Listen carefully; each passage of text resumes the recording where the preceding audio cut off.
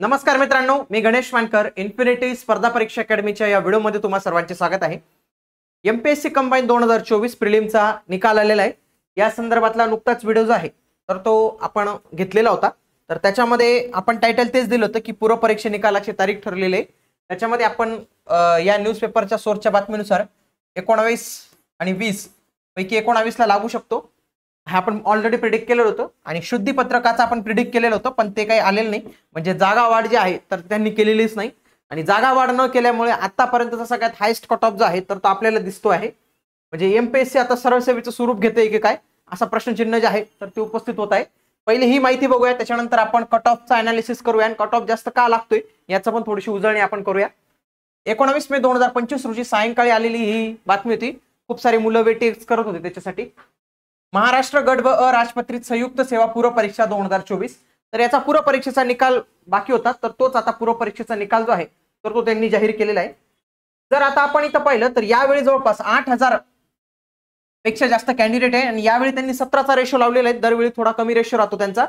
यावेळी 17चा रेशो लावून देखील आणि दोन गोष्टी होत्या, म्हणजे काय रेशो मध्ये वाढ झालेली आहे आणि one exam one cut off आहे. म्हणजे कट ऑफ हा 480 पैकी लागलेला आहे. तरी देखील मित्रांनो लक्षात घ्या, तरी देखील कट ऑफ हा सगळ्यात जास्त जो आहे तर तो गेलेला आहे. 480 आहेत आणि जर याला तुम्ही भागलं तर तुम्हाला 17 पॉईंट काही समथिंग दिसेल. म्हणजे 17चा रेशो त्यांनी तिथं वापरलेला आहे. कट ऑफचा आपण व्यवस्थित पद्धतीने अनालिसिस जे आहे तर ते बघूया, म्हणजे कशा पद्धतीने कट ऑफ जो आहे तर तो गेलेला आहे. बघा, मी ओपन जनरलचा म्हणतो तो आतापर्यंत सगळ्यात हायस्ट म्हणजे 62.50 पर्यंत गेलेले, म्हणजे खूप मोठी अचिव्हमेंट म्हणू शकतो. आणि लईच म्हणजे 62 पर्यंत अभ्यास करणं म्हणजे आणि कंबाईन सारख्या परीक्षेला ते खूप डिफिकल्ट जातं मित्रांनो. कंबाईन सारख्या परीक्षेला 1 तास वेळ असतो, त्याच्यामध्ये 100 प्रश्न असतात. आता तर 20 प्रश्न तर याचे जे लागलेले आहेत आपले गणित बुद्धिमत्तेचे, तर एवढ्या कमी वेळात एवढं पद्धतीने प्रश्न सॉल्व्ह करणे आणि तेही ॲक्युरेट सॉल्व्ह करणं, तर हे खूप स्किलफुल जॉब होऊन गेलेले. आणि याच्यामध्ये स्किलफुल मध्ये देखील 62.50 हा आपल्याला हायस्ट कट ऑफ जो आहे तर तो पाहायला मिळतो. फिमेलचा देखील कट ऑफ मध्ये काही जास्त फरक नाही आहे, 59.25. आणि स्पोर्ट्स वाल्यांना फायदा झालेला आहे. स्पोर्ट वाल्यांना 35.75 त्यांचा कट ऑफ जो आहे तर तो कमी झालेला आहे. आता याला अनेक कारण, असं पण एक कारण आहे ते म्हणजे कागदपत्राचं कारण. पहिले ना खूप फेक कागदपत्र बनवत होती, आता थोडंसं त्याच्यावर प्रमाणावर अंकुश जे आहे तर तो आलेला आहे. एससीचा कट ऑफ पण तुम्ही बघा मित्रांनो, ऑलरेडी ओपनचा कट ऑफ किती गेलेला आहे 62.50. एससी मध्ये थोडाफार फरक राहायचा. यावेळी एससीचा देखील जबरदस्त कट ऑफ गेलेला आहे 61.50. महिलांचा गेलेला आहे 58.25 आणि एससी स्पोर्टचा थोडा जास्त कमी गेलेला आहे 26. एसटीचा आपण येऊया. एसटी जनरलचा कट ऑफ गेलेला आहे 56.50. म्हणजे मुलांना अपेक्षा होती की 54-56 या दरम्यान जो आहे तर तो कट ऑफ लागू शकतो. पण कट ऑफ हा आणखी थोडा कमी झाला असता तर थोडीफार जागा वाढ झाली असती. पण तरी पण हा कट ऑफ काही 60च्या खाली आलाच नसता, हे आपल्याला इथं दिसतच आहे. कारण की खूप सारे मी माझ्या जवळचे मित्र पाहिले, अभ्यास करणारे उमेदवार पाहिले, खूप साऱ्या लोकांना 59 मार्क्स, 60 आणि 61 यामध्ये जबरदस्त रेंज होती. जरी त्यांनी जागा वाढवल्या असताना असं झालंच नाही, होणारच नाही की ते 54 वर येईल, 56 वर येईल, झालंच नसतं. याच्यातच खूप सारे कॅन्डिडेट त्यांना भेटून गेले असते. तर तो प्रश्न नव्हता मुळात की जागा वाढ झाली असती मग माझं झालं असतं, तर तुम्ही सोडूनच द्या, कारण की मुलांना स्कोर होते. ओके, पुढे जीटीए याचे पण 62.50 म्हणजे ओपन सारखाच गेलेला आहे. एनटीबी जनरलचा कमी गेलेला आहे, मात्र तो 61.75 गेलेला आहे. थोडा कमी जो आहे तर तो इथे गेलेला आहे, म्हणजे डायरेक्ट एससीच्या थोड्याशा लेवलला तो आलेला आहे. पुढे एसबीसी जनरलचा 61.25 आलेला आहे. एनटीसी जनरलचा 62.50 म्हणजे ओपनचाच लागलेला आहे. एनटीडीचा पण 62.50 म्हणजे ओपनचाच कट ऑफ लागलेला आहे. आणि ओबीसी ओपन तर खूप दिवसापासून त्यांची युतीच झालेली कट ऑफच्या बाबतीत. तर याचा पण 62.50 महिलांसाठी पण ऍज इट इज लागलेला आहे आणि स्पोर्ट्ससाठी पण ऍज इट इज आहे तर तो लागलेला आहे. म्हणजे open is equals to OBC हे सिद्ध होतं येतं.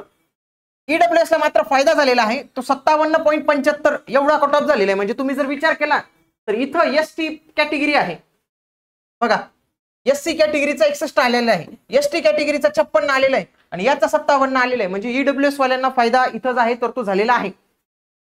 एससीबीसी जनरल 62.50 म्हणजे यांनाही काही जो आहे तो फायदा झालेला नाही, हे पण ओपन मध्ये गेलेले आहेत. आणि काय झालेलं आहे, एससीबीसी ईडब्ल्यूएस मधून निघून गेल्यामुळे काय होतं, एससीबीसी वाल्यांना ईडब्ल्यूएसचा लाभ नव्हता. ईडब्ल्यूएस मोठी संख्या जी आहे तर ती कमी झाली, त्याच्यामुळे ईडब्ल्यूएस ला जो आहे तर तो चांगला लाभ झालेला आहे. तुम्ही दिव्यांगाचे कट ऑफ पहा, टाईप एचा जवळपास 55.81 म्हणजे जो हायरच कट ऑफ जो आहे तर तो यावेळी आपण म्हणू शकतो. म्हणून जे कोणी उमेदवार म्हणत असतील की जागा वाढ होणार होत्या आणि त्या जागा वाढमुळेच जे आहे तर ते कट ऑफ कमी होऊ शकतो, तर तसं नाही मित्रांनो. तर ते तुमचं ते भ्रम सोडून द्या तुम्ही. जागा वाढ किती झाली असती तरी कट ऑफ एवढा जे आहे खाली गेला नसता. खूप साऱ्या मुलांना 59, 60, 61 यामध्ये जबरदस्त जनता जी आहे तर ती आहे मित्रांनो, हे तुम्ही इथं लक्षात घेतलं पाहिजे. काय आहेत कारण, तर याला विविध कारण असू शकतात. आता जो तो ज्या पद्धतीने बघेल, ज्या त्या पद्धतीने ज्याचा दृष्टिकोन असेल तर तो त्या पद्धतीने जे आहे तर ते अनालिसिस करू शकतो. तुम्हाला काय वाटतं की ही जे कट ऑफ आहे हा काय का वाढलेला आहे, तर याच्याबद्दल तुमच्या प्रतिक्रिया ज्या आहे तर त्या कमेंट बॉक्समध्ये द्या. त्याच्या माध्यमातून आम्हालाही बाकीच्या उमेदवारांनाही कळेल की नेमका प्रॉब्लेम जो आहे तर तो कुठे येत असतो आपला. ओके, तर जागा वाढ हे सोडून द्या, हे कारण मनाला दिलासा द्यायचं कारण जे आहे तर ते आता सोडून द्या. आता खरंच तुम्हाला म्हणजे एक मन असते, go to the drawing board किंवा बॅक टू द पवेलियन. तुम्ही आता बॅक टू द पवेलियन यावं लागेल, बॅक टू द ऑफिस यावं लागेल. म्हणजेच काय की जे मूळ आहे एमपीसीचं जे मूळ आहे काय, रेफरन्स बुक वाचणे, स्टेट बोर्ड वाचणं, तर ते तुम्हाला कळावं लागेल. तुम्ही जे नोट्सच्या आहारी गेलेला होता, आई ते नोट्स भेटायचे तुम्हाला प्रिंटेड मध्ये, 150-200 पेजेस राहायचे प्रत्येक विषयाचे, लगेच तुम्ही वाचायचे आणि तुम्हाला वाटतं झाला माझा रिव्हिजन, झालं माझं कंबाईन. तसं नाही होणार मित्रांनो. आता आयोगाने स्पष्ट केलेले की तुम्हाला तुमचा जो बेस आहे तर तो स्ट्रॉंग ठेवावाच लागणार आहे. बेस नंतर दुसरी जी गोष्ट येईल ना मित्रांनो, बेस पहिली गोष्ट येईल, त्याच्यानंतर तुमच्याकडे स्किल असलं पाहिजे. काय स्किल असलं पाहिजे की 100 प्रश्न तुम्हाला 60 मिनिटात सोडवायचे, ते तुमच्याजवळ कमी वेळात जास्त प्रश्न सोडवण्याचा स्किल पाहिजे. आणि हे प्रश्न कसे सोडवायचे आहेत मित्रांनो, अचूक पद्धतीने सोडवायचे आहे. तर हेच एक मोठं आहे. तर आता ज्या तुम्ही काही नोट्सच्या भरोश्यावर बसायचे, नोट्सच वाचून जायचे, तसं नाही मित्रांनो. नोट्स हे अंतिम क्षणाला चांगले असतात हो, पण जेव्हा 1 वर्षाचा कालावधी असतो तुमच्याकडे तर त्या 1 वर्षाच्या कालावधीमध्ये तुम्ही चांगले रेफरन्स पुस्तकं वाचले पाहिजेत की ज्याच्यामध्ये थोडी अतिरिक्त माहिती असते, थोडा तुमचा जो लॉजिक आहे तर तो डेव्हलप होत असतो. तर हेच जे आहे तर ते आता डायरेक्टली रेडीमेड नोट्स करण्यापेक्षा तुमच्या नोट्स ज्या आहेत तर त्या थोड्याशा तुम्ही ज्या आहेत तर त्या प्रिफर केल्या पाहिजे. तुमचा जो कोणता वीक सब्जेक्ट असेल, कारण की काय खूप मुलांचा गणित बुद्धिमत्ता वीक सब्जेक्ट आहे, काहींचा स्ट्रॉंग आहे पण ते स्ट्रॉंग असा आहे की तो 20 मिनिटात सॉल्व्ह होणार आणि त्याला जास्त मिनिटं लागतात. तसेच काहींचा करंट अफेअर्स आहे, काहींचा विज्ञान हा विषय आहे की जो थोडासा आहे. हे जे 2-3 विषय आहेत ना तर यांच्यावर जर तुम्ही व्यवस्थित पद्धतीने भर दिला तर नक्कीच तुमचा स्कोर जो आहे तर तो वाढू शकतो.